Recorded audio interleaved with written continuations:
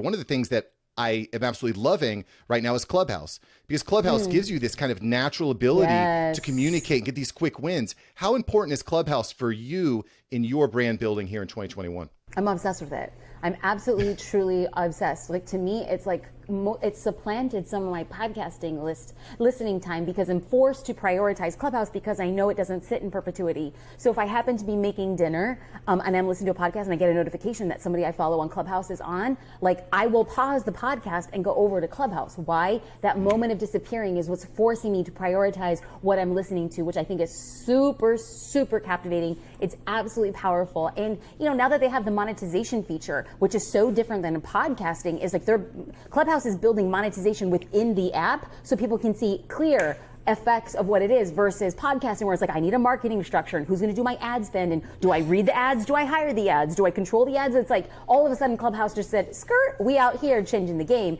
I think it's very, very, very smart. Thanks for watching Mark Savant Media. Here we're going to help you create a better content in less time and turn that attention into income. If you love this video, you're going to love these videos here. Click the one. Me and my team specially selected this just for you. Click the link. Check out the video. I'll catch you here next time on Mark Savant Media.